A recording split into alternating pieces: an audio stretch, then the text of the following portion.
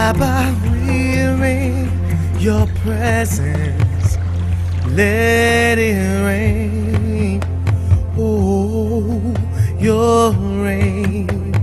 Let it fall on me. We're in your presence. Let it rain. Oh, your rain. Let it fall on me. We're in your presence. Let it rain. Oh, your rain. Let it fall on me. We're in your presence. Tinokugamuchira vateereri vevhangeri zvinoitwa mufundisi Simon Paringa inoparidza Kingdom Message Series.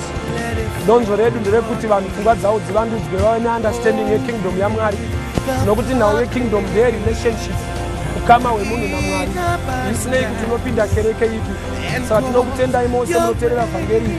Haisi nyaya yematransfer kuti uchinje kereke yaunopinda, asi kuti inyaya yekuti your mind must be renewed so you can walk as a son of God in the kingdom. Nokutendai Mwari wakuitirei nyasha zvikuru. Father, in the name of the Lord Jesus Christ, because of this message that has been preached today, may your mighty hand touch everyone that is emotionally having a plan against their lives. Thank you, Jesus. We cancel it in the name of whatever plan that the devil has upon everyone that is here. We cancel those plans. If there be any meetings that spiritual beings are having against their lives, we disrupt those plans in the name of the Lord Jesus Christ. In the name of the Lord Jesus Christ, give them joy, prosperity, peace, and harmony in everything they do. I decree and declare, I prophesy prosperity. We thank you for the evangelist's life. Increase him and increase them. And they shall be increased. Prophesy with my eyes closed and with my eyes open. Destiny is in somebody anointed by God to be your companion. In Jesus' mighty name. Chiprofita chakapera, zva deliverance zvakapera. Kokungoti takapera mazviri. Achingitwa. Ane vanhu kwavida kuti vaende. We all fall short of the glory. Whether unomira zvakadii kana pasina Jesu, you cannot qualification yekunzi muKristu, it's because of Christ. Without Christ you cannot. Kuti Mwari vakadanyika nokudaro vakaipa mwanakomana chakatotanga kuitika kufiwa kwacho. Saka iwewe kana wauya kuzonamata hausi kutsvaga kudiwa, uri kuuya kuzoita rudaviro murudo rwaMwari wacho anotokuda.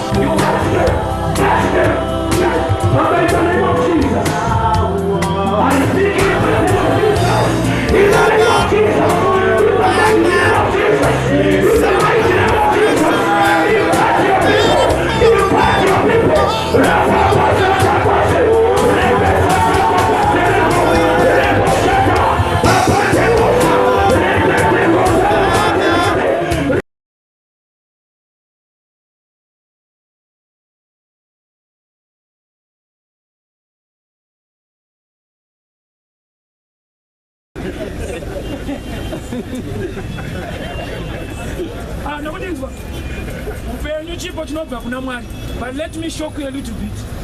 Hadi mnozwa kuti Satani ariko kureva kuti anorarama iye asinganamati. Saka zvinoita kuti unogona kuva neupenyu usisina Mwari.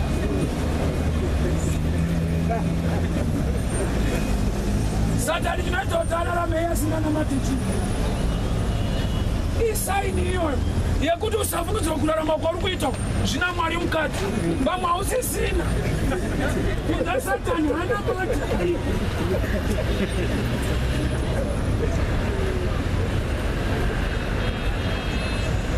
When you pray, believe. Kana manyengetera, tendai. Kana matenda, when you believe, you will receive. Kureva kuti zvatiri kuda kubva kuna Mwari anazvo uye anogona, but chatishaisa kuzviwana kuno. I've got this example. Mambo yakuna first, you know this one. Ndakaenda pamuti wemuavho ndakasambereka, ndikaona mune waya yakahenga maavho, waya ine huku. izvozvo zvinokupa stori yakaitika ivhinonga usiku, nokuti hakuna waya inokwira muti. Zvinokubuditsira pachena stori yekuti kuna tsano vaiva nenzara vakaona avhu rakaibva, kwakusungira waya pamuti, kwakunohaka avhu rakaibva, but avhu rakava nesimba kudarika nzara iri kuno. Avhu ndo rakazowanawo waya, uyo haana kuwana avhu.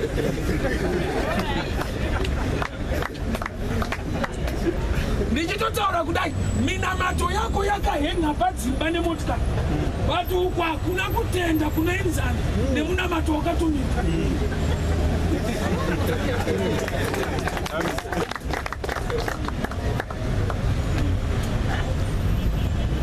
Aida chimwe ndeupi? Avhu ndo yaida waya here, kana kuti munhu ane waya ndiyaida? Sei avhu rine musikanzwa kutorera vanhu mawaya, kunge rinoda mawaya. Inyaya yekuti waya iyi ikasungwa pamuti, especially wakaita smooth uri straight, haugone kuva nestrength, waya haigone kusimba. But ikava nemuti une ekefu kana kunzi mhanda, ikasungirwa ipapo waya inosimba nemuti iyoyo. Uri kuona here kuti pari kudiwa ukama hwakasimba kuti mudhonze zvamunoda.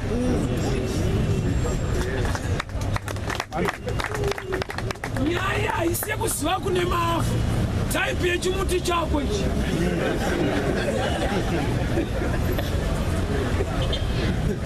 Hachina kusimba kana, unotorerwa waya manje. Unopedzera waresign, ukaona waya iri muavhu, isaini yekuresigna kuti akasiyana navyo. Maritati general kusiyana navyo. Vakahenga minamato mudenga vakaenda kumba, vakanonwa. Zvazvitraya zvechechi.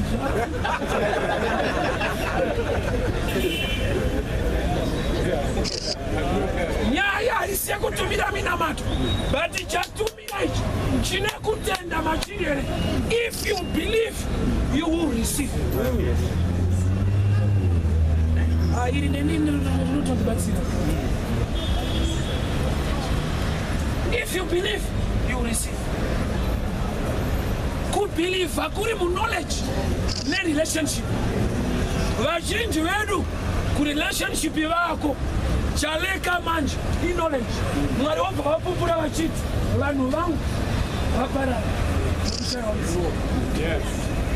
Ukanzwa Mwari achiti vangu kureva kuti uri wake zveshuwa.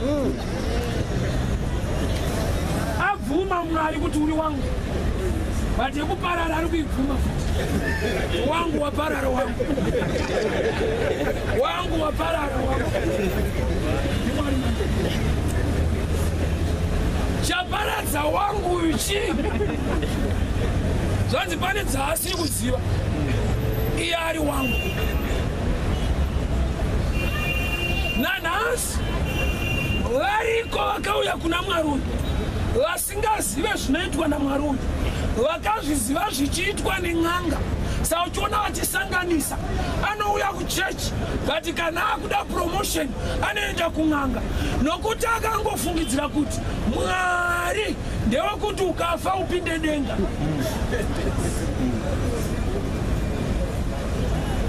Chese chaari kuda kuti, nokuti vanhu vachiri kuenda kun'anga varipo, ndakati ndonzwa tsitsi kumunhu anoenda than kun'anga yacho. Why? Nokuti n'anga yacho haisi involved. Kana wauya inotokuudza kuti mirira asekuru vauya, ari kurehwa mweya womunhu akafa, nokuti yatoona kuti ukaona auya akafa angatodawo zvakafa.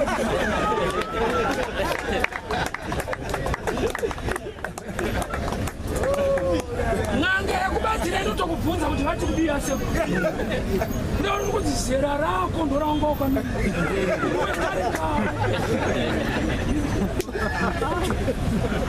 Opisa tsitsi.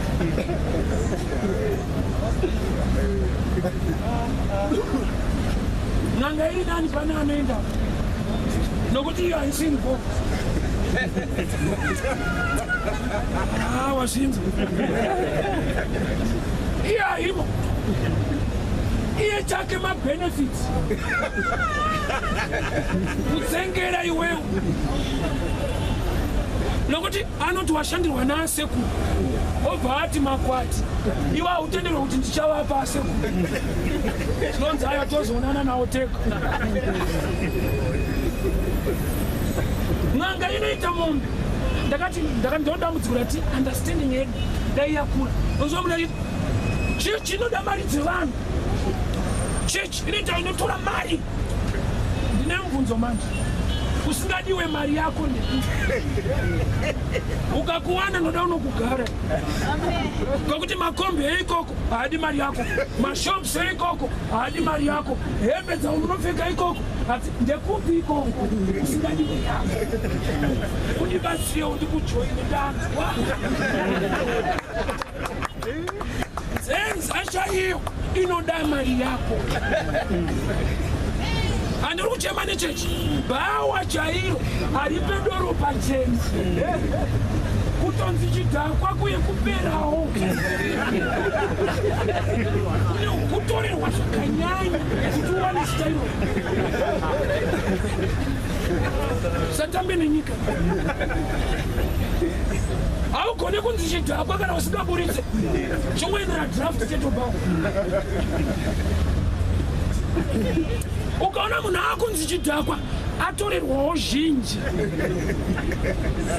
saka vakakutorerai vanokupai mazita acho kuti muzikanwe panze kuti tiri kuvatorera iye ndiwo unozonzwa manje kuti chechi inoda mari yako pamabva muna kusiyawo yenyu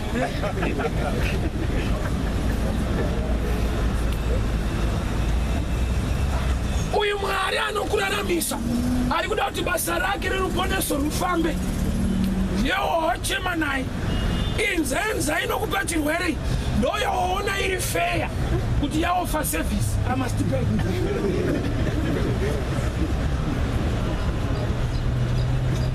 chaungabhadhare chii zvaiswa pachena zvinhu zvinowanikwa muupenyu neupenyu hwacho chaungatange kutenga chii let's say pari kutengeswa upenyu nezvinhu zvinowanikwa kana une upenyu ungatange kutenga chii zvinhu neupenyu unodei kana kuti foni neupenyu unotanga nei kufunga kwako foni yakanaka zvemhando wanzi foni nekurarama baba mungadei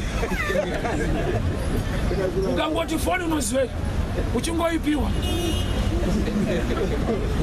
but ukararama unozviwana izvi so focus yako ngairege kuvapa zvinhu zvidiki nokuti nzwa vanhu vasati vaponeswa vakawanda saka iwe wakaponeswa nenyasha chizaruko ichocho kuti tisvike kune vamwe gospel is for free but a means to bring the gospel is not free. Yes. That's why Jesu aitokumbira bhoti rekuparidza ari mariri but achiparidza zvemahara but akumbira maresources akatengwa.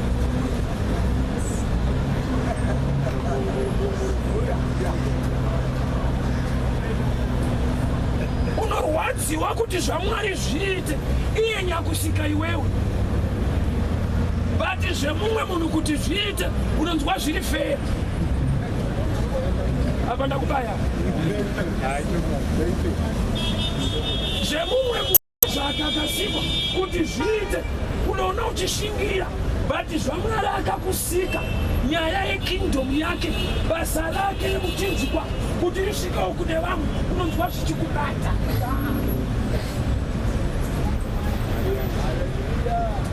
It's high time you must know the truth. Bible not uchaziva zvokwadi. Zvokwadi ichakusunungura. But let me explain a little bit deeper. Rinonzi musununguko hakusi kusununguka aishona ndikanisana. Saka uchiona nyika yedu yakaita independence 1980 but majeri ariko munyika yakasununguka. Saka mubvunzo ndeuyu, vamwe vari kusungirwei takasununguka. Saka zvaapachena kuti kunonzi kusununguka ukada kukuenjoya haufarise, ungangosungwa mukusununguka. Saka in other terms, rusununguko kusungirirwa pane zvinosunungura. Matthew 11 verse 28, Jesu anoti uyai kwandiri makaneta makaremerwa. Vhesi iyo yakakonzera kuti kuchechi kuzare, nokuti pamberi pacho papasina kuverenga. Rega ndikuverengere pa 29. Uyai kwandiri 28 makaneta makaremerwa, ndichakupai zororo. Asingade kuzorora ndiani? 29 yobva yati takurai joki rangu. Vanozorora munhu.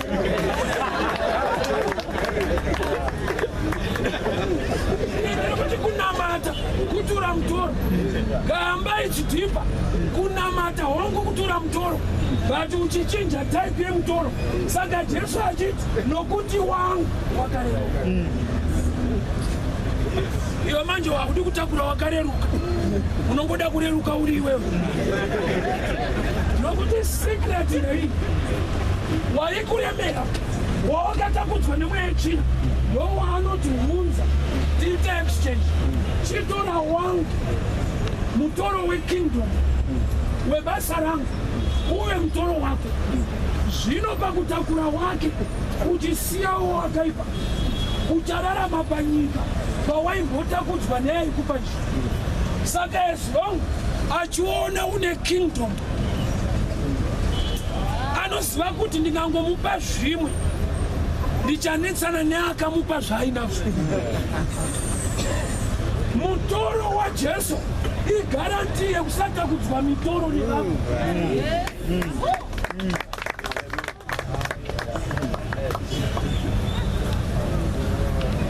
Exchange. Jesu bati wangu akareruka. Saka makati mabanjira munoita kurerutsa gangeni ndozvari.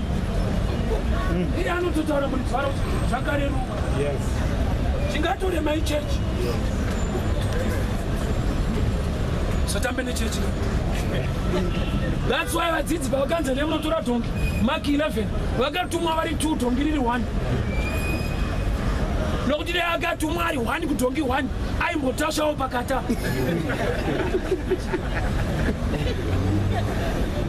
Vakatumwa vari 2 kuti munoita nyaya kusvika masvika. Kureva kuti dzimwe nguva tiri kutumwa kwauri, but tisati takusvitsa kwaari tisu taakukutasha. Unozosvika kwaJesu waneta necheche.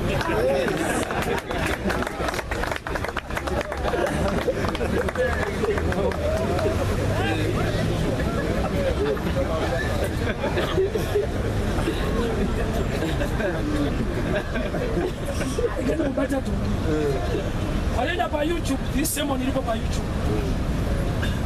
Ngaiparidza kumashure. Ngekanzi Revelation pa YouTube. Vadzidzi vanoritora vaendesa kuna Jesu. Jesu ndiye anofanirwa kutasha dhongi, but dhongi irori ichokwadi kuti vadzidzi vane benefit yavo padhongi, but kwete yekurigarira, but yekuti mabhachi ari kuvaremera ndo havachatora voisa pamusoro pedhongi. Yoita sekunge icomfort kuna Jesu, but iri comfort kwavari vasisina zvinorema. Ukariverenga rinoti vauya naro kuna Jesu vakabvisa mabhachi avo, they took off their clothes vakaisa padhongi. Picture yaunoona ndeyekuti vaida kuti Jesu agare pamutefetefe. Ndo vaitorerukirwa kuti vafambewo vasisaremerwa nemazibhachi avo.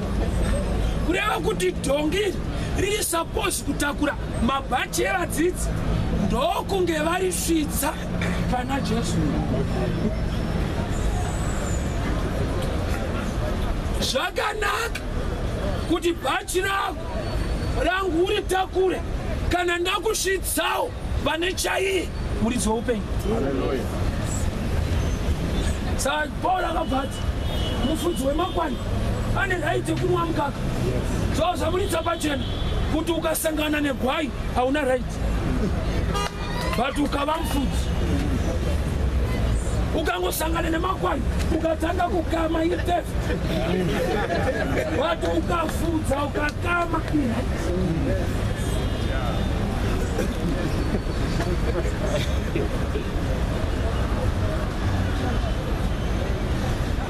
so pavanodzokera nedhongi kuna Jesu, shungu dzekuti dhongi rimbotakurawo zvavo vanaro sevanhu vatumwa.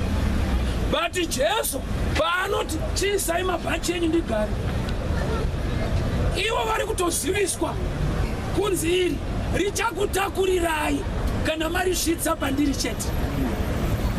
Saka tinzwa tinombokoka kumunzi wechechi, yaimuparidze vanhu vava vaburitse mari nefundraising, yaimuparidze mari ibude.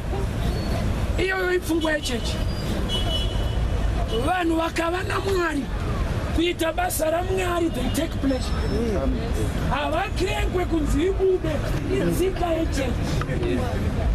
Tsika yaMwari ndeyekuti munhu akava anotya Mwari, anoziva kukosha kwekunamata nekuita basa raMwari, he takes pleasure in doing the things of God.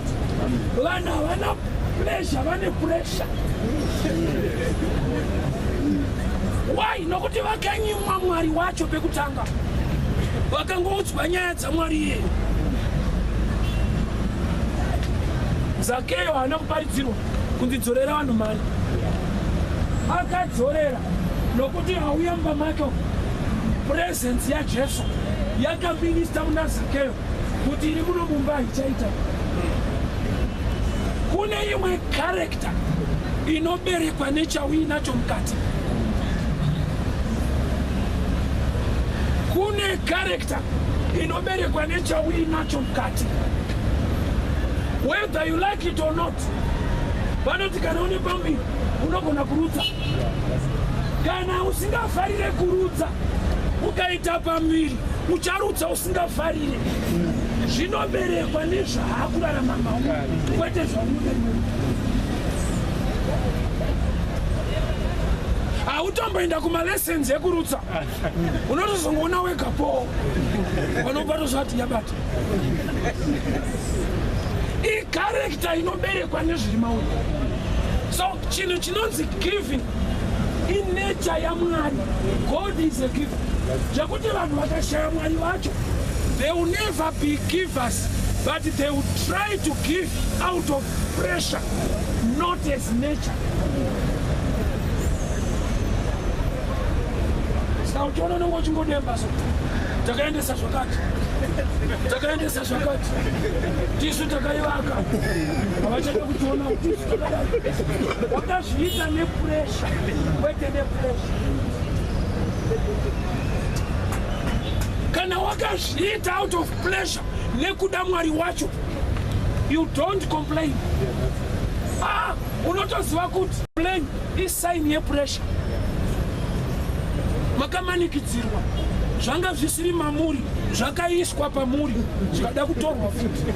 Kunzi Mwari anokukomborera hunza mani, wakapiwa kukomborerwa wakati.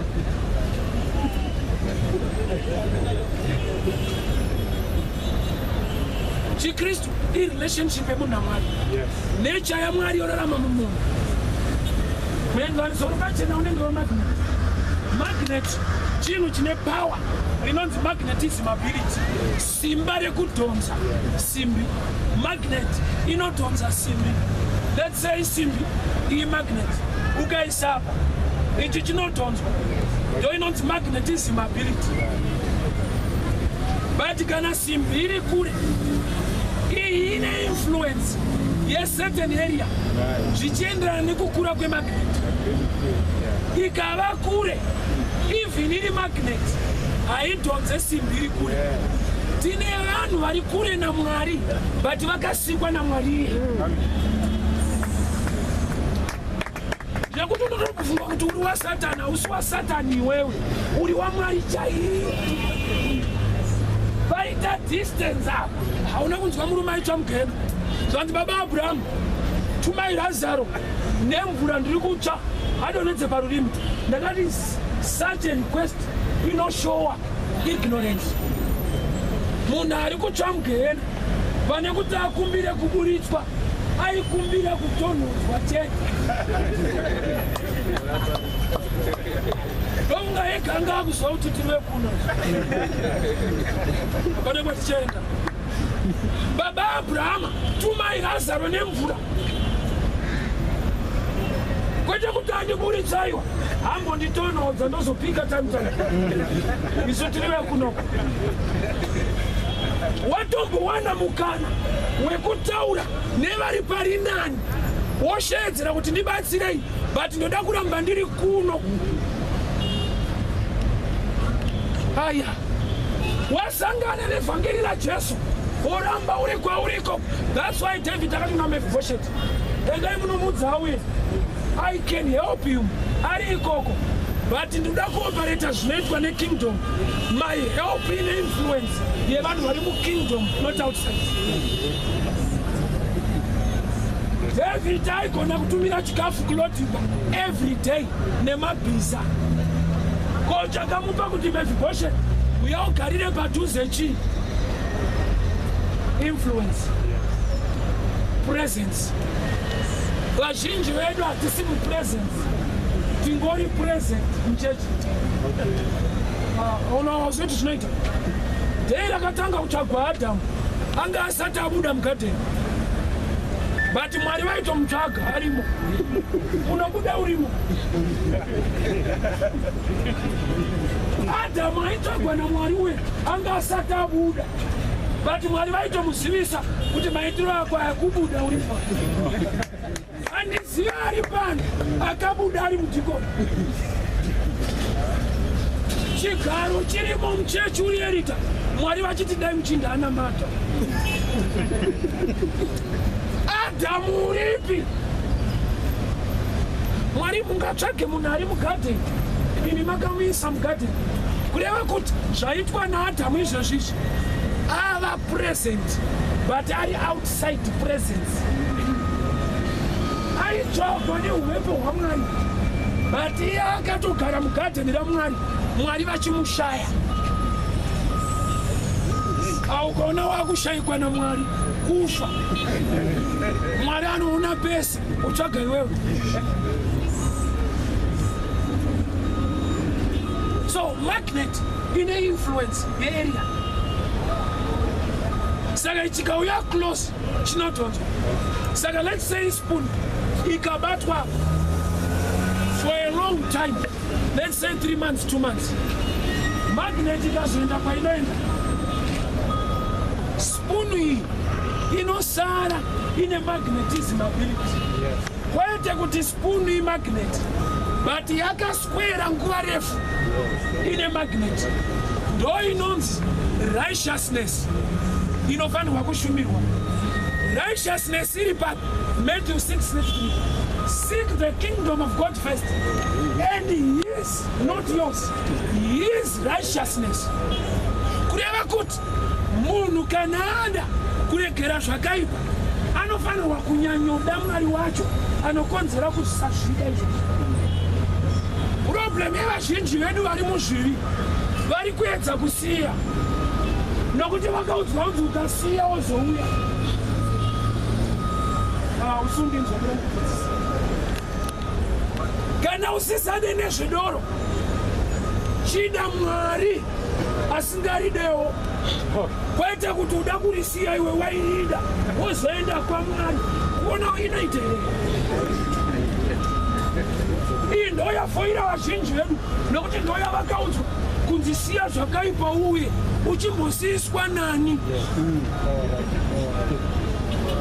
Simba rakakubata kuti uite zvakaipa riripo. Simba rinosiyisa zvakaipa ririko kuti Mwari wonzi iwewe manje chisiya uri ikoko uye kuna Mwari akanaka siya zvakaipa. Iyo uri muenvironment yakaipa ine zvakaipa, honzi siya uye. Hazvigone. Chaungatoita chii? Kuuya iwewe nekuipa kwa isi takauya takaipa.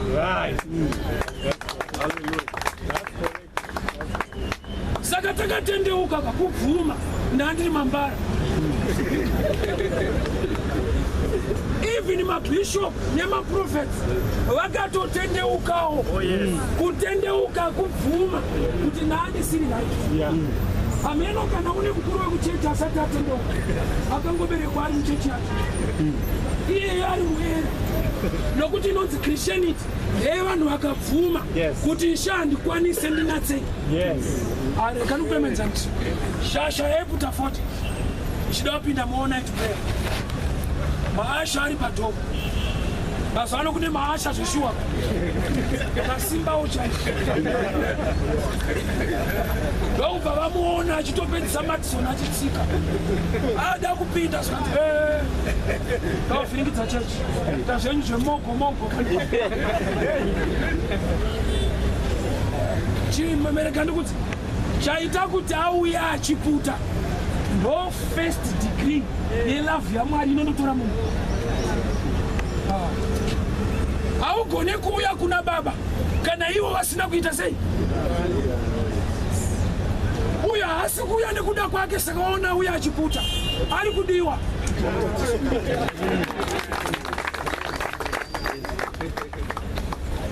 Saka vakomana nokuti havana kupona but vane zvigaro maasha vakaisirwa kusimba iko kwete pamweya panyama.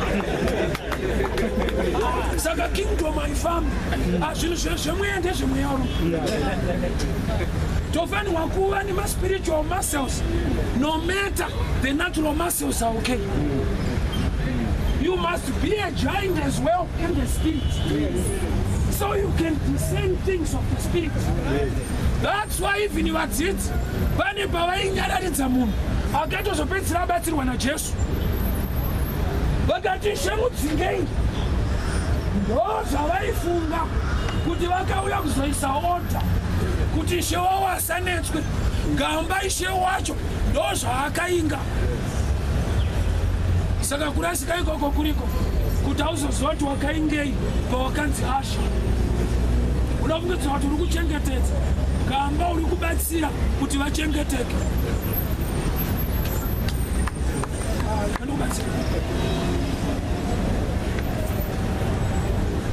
Sauya ari kushuta parida kupinda anza kupinde.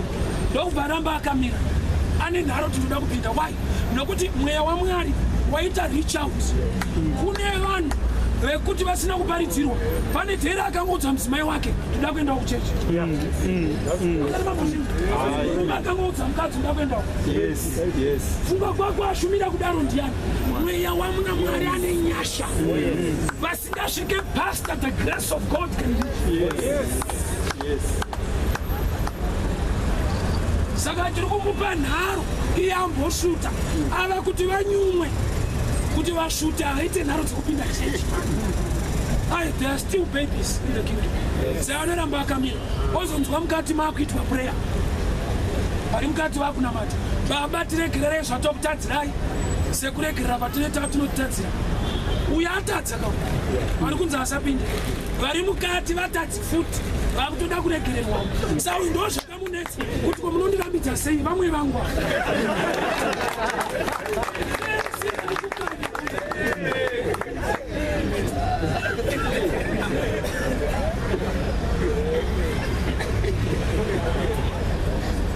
Nowakavakareka Mwari vakamurambidza kuvhara dhoo. Biri kuvaka kunorwadza. Saka Mwari vakamuti usavhara vaitoziva kuti aigona kuvhara nokuti anga avakaeka. Zvino iri vhangeri hakuna achavharira mumwe mukana nokuti hatisu takavaka but kuna akadeura ropa rake isu tingori vatengi chete. Saka hakuna nokuti nzwa Penina saka wakaona akashayiwa simba rekudzinga hana pamba aingovenga chete. Why? Haasiri murume wacho mumwe mukadzi vaiziva kuti uyu angatorambwa nadhedhi kwete neni, ini changu kungomumaka but aende. Zvikafanana nemaroja, kana akavengana zvakadii hakuna rinopa rimwe notice. Inoramba iri pfutseke gore rese, hakuna anoti chienda. Why? Nokuti kana pasina ukama nemuridzi wemba, pasina relationship naona, hapana right yekuzvidzinga. Akunza vana vasikefa vakamboti madhimoni ajaira tidamboadzinga, ndobva vanokopa zvikati Paul anoti in the name of Jesus, sanitaimva vakomana in the name of Jesus. Izvo zvakafanana nekuti unoenda paTV wonzwa mushumiri achishumira, wotakura message wonoshumira. Chaunenge wagona ndechekuudza vanhu chokwadi, chaunenge washayiwa mweya unotakura chokwadi chacho kuti chibate.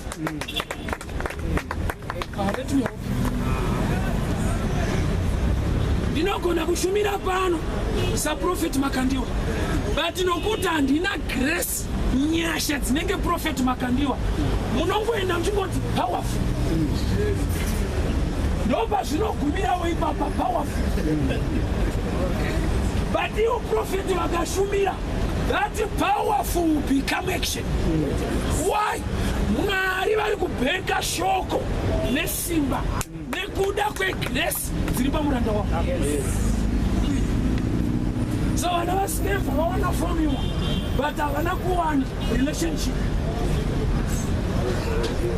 Zvirimo munguva yaNoa, kunzi ukasavaka naNoa ukatora manotes achivaka kuti apa maisa mameters mangani 6 pokudai 8 apa mukaisei 12 wonovaka according to the right pattern sezvaona Noa achiita. I want to tell you this, chinozongokushamisa kunyura. Unenge wanyatsokopa zvaNoa chaizvo, chinozongokuvhundutsa kunyura. Chakunyudza chii? Chakawanirwa nyasha haisi areka ndinowa. Hauna kukopa nyasha, wakopa anadzo.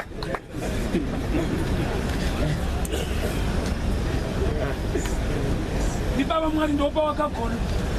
Unogona kukopa sermon kwete grace. Oh yes. Handisi kuti munhu asata kune shoko anoparidza aiwa ende munorowa. Bandakauzonzwa rimwe dambudziko mwauya. Zvanzi mufundisi yamakarova yenda irowa varambo.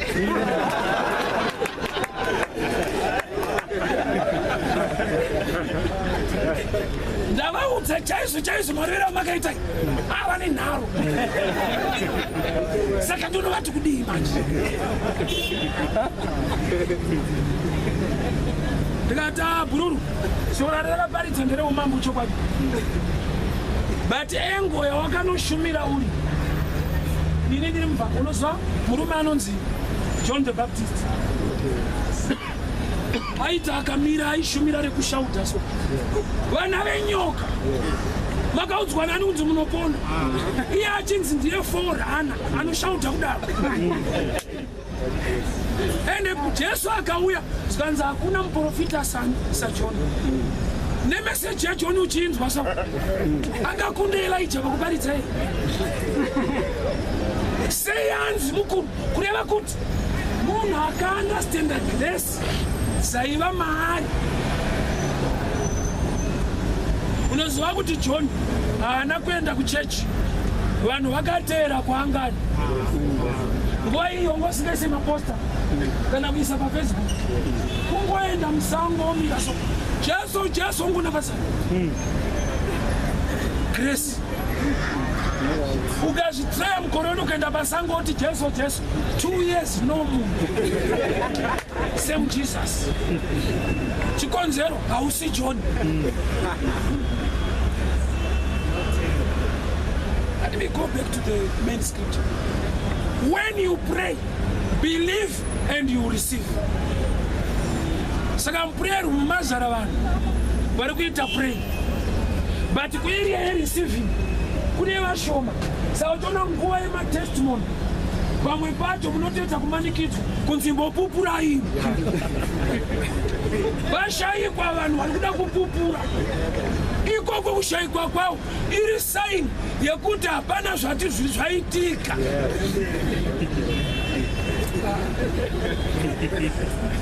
Dai zvinhu zvaitika nguva yekupupura yaigona kudya nguva zhinji kuti vanhu vari kunamata zvinhu zvichiita vaizara matestimony, but pamatestimony vane vanotonzi magarisai mupupurai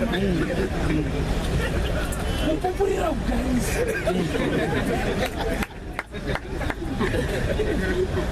Mumwe nekunyara anovati ini ndangoimba ndangokuimbira ivo chete kuti mufundisi vachiona kuti chakonzera kuti panguva yetestimony uyo aimbe knowledge yereceiving haipo but anonamata munhu. It's a sign. Yes. So the receiving part iri relationship. Kana ya relationship, the second statement in knowledge. Unowana zvimuna mwana zvaunotenda kuti anazvo uye anozvikona. Jesu akafamba pamvura, Peter akatenda kuti zvinoita ndodawo anofamba. Mumwe mudzidzi afambe nokuti nyangwe ari Jesu afamba havazvitende. Iyo nobodira today vese vakabuda vakafamba vainyura kuti Peter ndiye anonamata stake zvekuti ndiye avhuma kufamba. Even dai vese vakati ndimi here tibude here, I tell you Jesu aitibudai. Nanhasi ndo zvaari kutaura Mwari kuti believe and I will show you great exploits. Vati vanhu vanoramba vari mugoti rechechi yedu haidi zvema miracles munorasiswa gamba makatorasika muri mukatimo.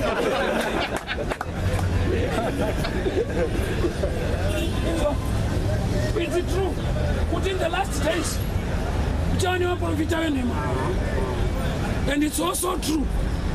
Could the fake money, I pin them circulation, can I see original?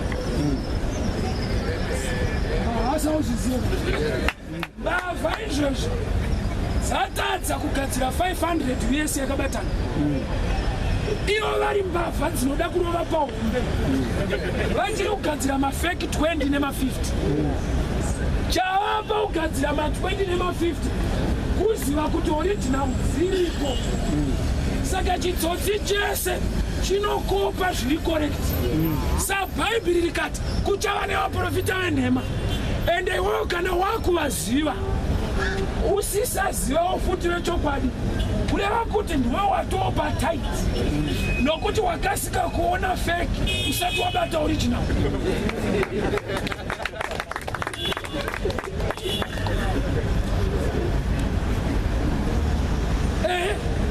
Venhema variko izvozvo hazvitatidze vechokwadi kuvapo.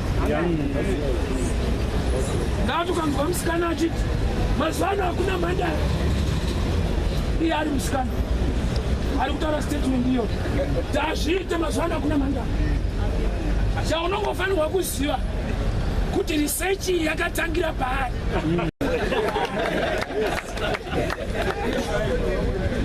Akazviongorora iye akafungidzira kuti ndo zviri kumunhu wese. Zaukatotswa nemunhu wana ari muZimbabwe uri kuSouth Africa unoita picture kuti maZimbabweans matsotsi. Haisi correct research iyoyo, research on one note. Saka venhema variko, that's true. Vechokwadi variko, that's true as well. That's why muBhaibheri kune mumwe ainzi baJesus. Kogoita Jesus chaiye.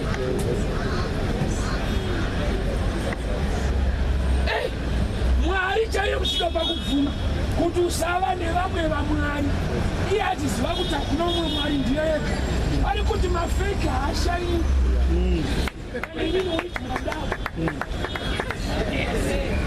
Usava ndava nevamwe vaMwari kunze kwangu.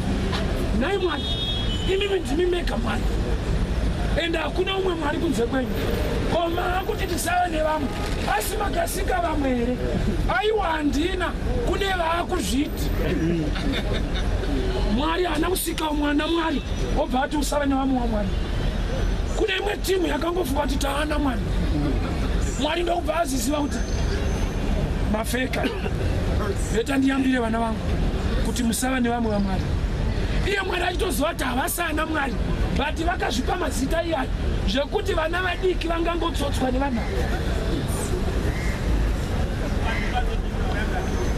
Let me show you something.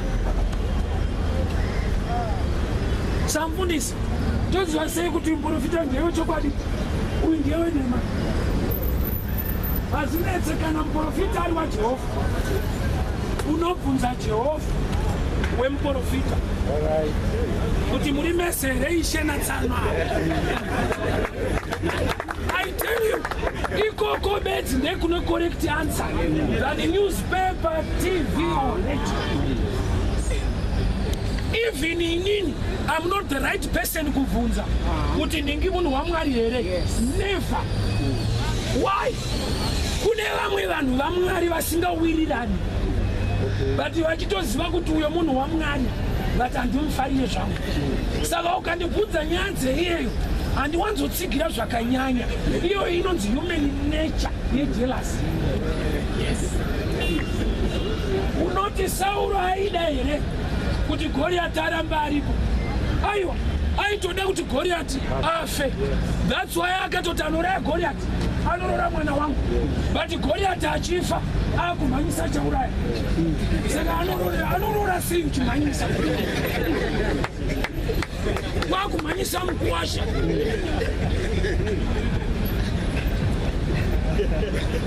Yese ndewe kwaIsraeri. But chagonekwa nemumwe akudzingirirwa sekunge akanganisa. Rega ndikudze chokwadi, hakuna chechi inofarira kuti vanhu vafe neHIV. But Mwari akamutsa mumwe mushumiri ari kunamatira vanhu vachipora. Dzimwe dzinoti haasi Mwari. Kwaite kuti vari kusapota HIV, ijealous, havatomboidawo. Pakaita mushumiri ari kubvisa poverty muvanhu, vamwe vashumiri vasina anointing yacho. Hazvireve kuti vanoda kuti vanhu vafe nenhamo. Havasi kusaidi kwenhamo, but chaita sekunge vaenda kusaidi ikoko ijealous. Nokuti mweya yechina chaiyo ichidzingwa mumunhu inotaura tiri kuti abudirire, kwete kuti aende kudenga. Hakuna mweya yechina unobata munhu kuti asapinde denga, unomubatira nyaya dzepano. Makaita research iyo, handidi kuti arorwe, handinozoti kudenga kurorwe munhu. Haubatirwe zvekudenga. Zvepano unobatirwa nyaya dzemoto. Zvisinei nedenga ndozvinokudetsesa naSatani. Why? Iye chokwadi anochiziva kuti kupinda denga ichoice, haisi effort. Zvekuti ukatongobhirivha unopinda, but izvi manje izvi zvakuda effort yako muna Mwari mukuteerera nekuita zvinotaura Mwari. Izvi ndokunetsa izvi. Kupinda denga hapana giving yaunoita. Giving yaunoita isiyo inopinza denga ndo inoita kuti denga rakapinda mauri rigone kukukomborera when you give. Ikanzokoronga kingdom yaJehovha wakaipa hako, hakuna demoni rinoti handidi kuti apinde denga, haripinde chete.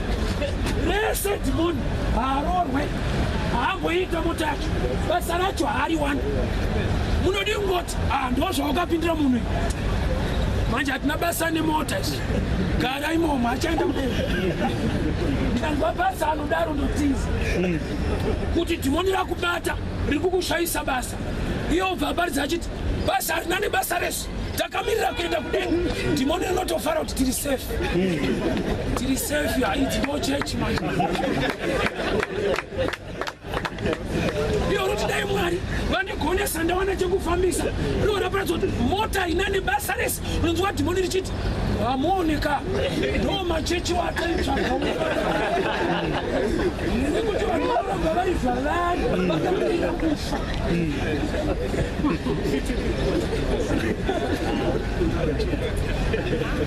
chokwadi chacho hachiiti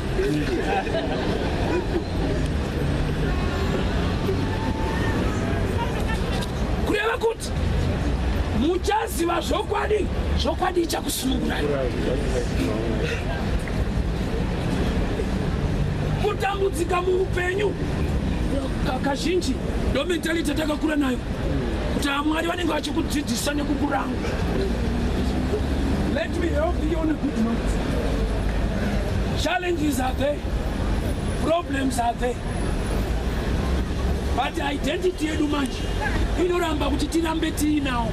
Tinonzi kuti we are more than conquerors.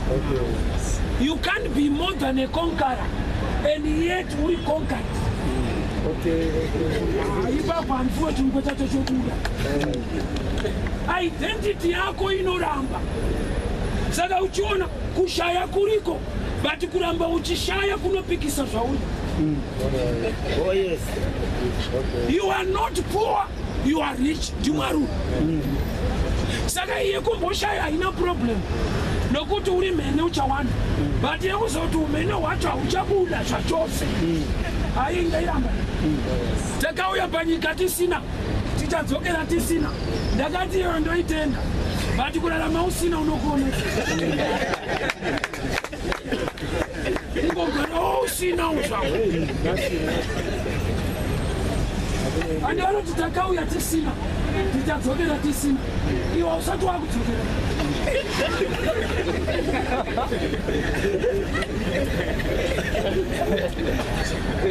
Unotovawo nemhuri yako. Takauya tisina, tichadzokera tisina. Saka yekurarama usina haiko. Akati even ukatarisa benzi chake. Benzi isina ukwana. Rine charinongokuratidza. Anounganidza mapepa nemagaba so. Famba achire, zvokuti unomunzwira tsitsi anozviremedzera. Hazvitengwe, hazvibatsire, zvimagaba anenge achiremerwa akatakuti. Benzi rinoenda kupi nemasaga. Riri kutozivisawo akakwana kuti kana uri panyika itawo tunhu.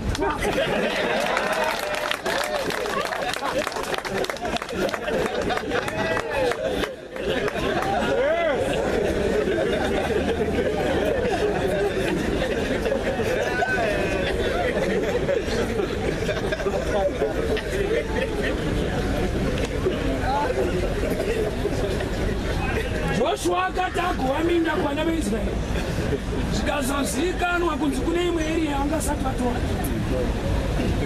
vati vanhu vapedza nguva.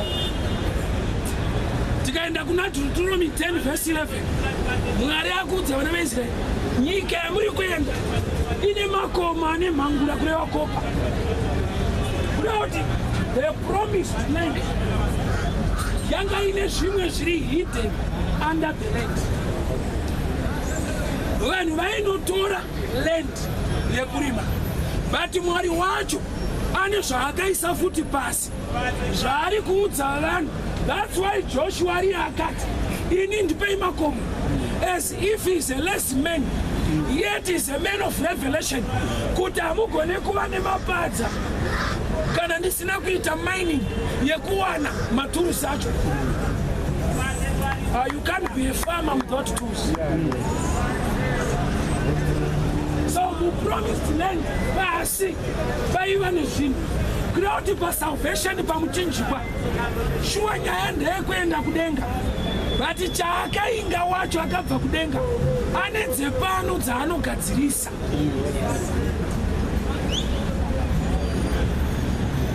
Pane nyaya Jesu akati aparidza John chapter 6, vanhu vaane nzara but shoko raro ndo zvakanakira Mwari.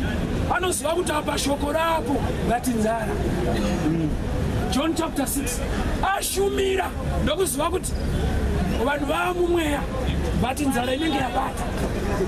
Vadzidzi ipai vanhu chikafu, saka kwaiva nevadzidzi vanenge vashumiri vemwaka watiri vanotsinga vanhu pana Jesu kana vanhu vakuda zvekudya.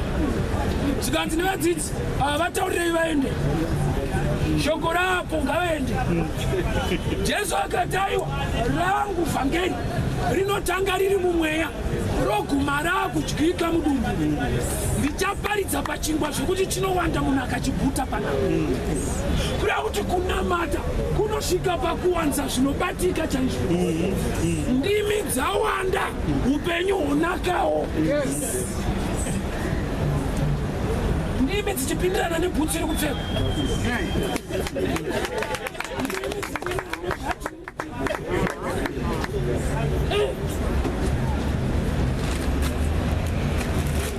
Akashumira akati bhati nzara iri muvanhu. Hai, ndarekani kuti chinhu ichi Mwari anochiziva. As long une nyama iyi, shuwa uri nyama iyi yakatongerwa rufu, haipinde denga.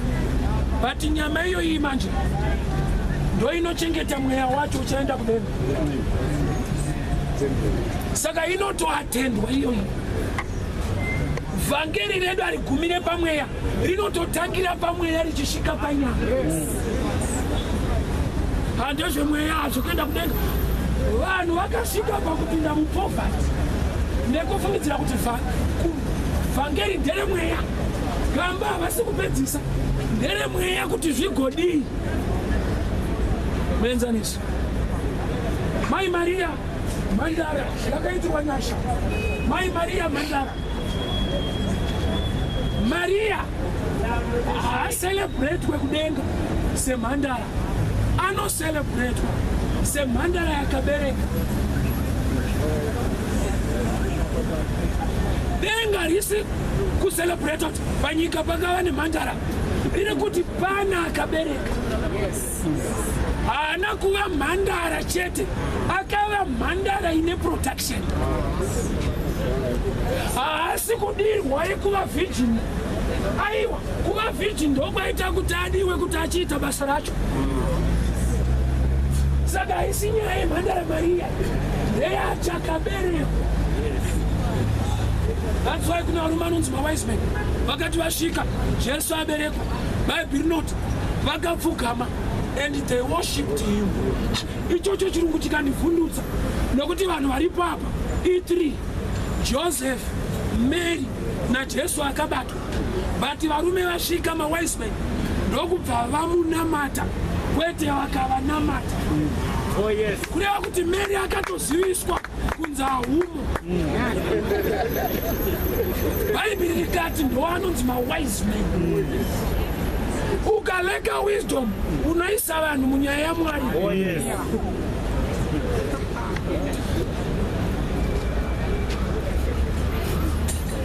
Aya.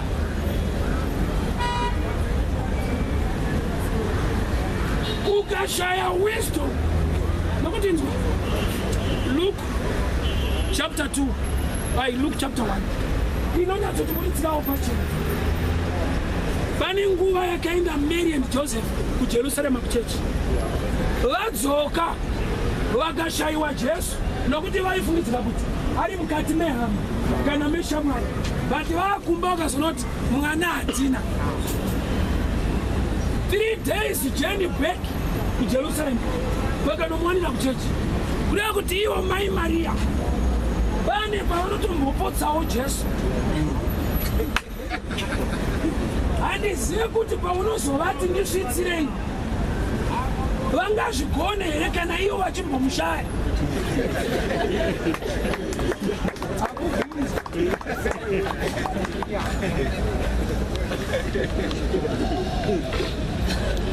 Timamai vacho svitsai. Even pana John chapter 2 vakapera wine, Mary akabuda mazviri akageza maoko, akaenda kuvanhu vanga vamutuma akati aiwa imimi itai zvaanotaura, kwete kutuma inini kuti aita anoramba. Kubva rini Maria achiudza Jesu zvekuita? Hamuzive kuti Jesu ndiMwari, Maria munhu. Oh yes. aibaba ngapa kubatsira umushando umwana obva atomaka chechi sokuti ndaiziva ziva shoko kwete chechi wati ndavaziva kutongo ndikutaura bhaibheri chete hapana chechi yandataura ndikutaura sezvo zviri zvinobatsira ndati hatishandire tinoparidza zvinoshanda Mary pachake akaramba imimi mapererwa newaini itai zvaanotaura mukapota muchituma inini apa nuike pano ari kundirambira ndindakabereka but ane tsika yekundirambira iye achitoziva kuti ndimhomes ndatonzi umani ikoku haana kunzi madha akanzi umani kana uchitumwa waumani kunziwe mukadzi weyaipi futi vanhu vakatukisa mai Maria ndobva vati munonditukisa pedzeranai nemukomana kana maakuda minana Maria hamu mone itai zvaanotaura and nomunga akabva abatwa nerevelation iri dhipa zvanzi whatsoever he tells you do it shoko iroro riri dangerous whatsoever rinongoreva chero zvake. Tinokutendai nekuteerera vhangeri mazvita ini Mwari vakukomborerei vakuitirei nyasha mazvita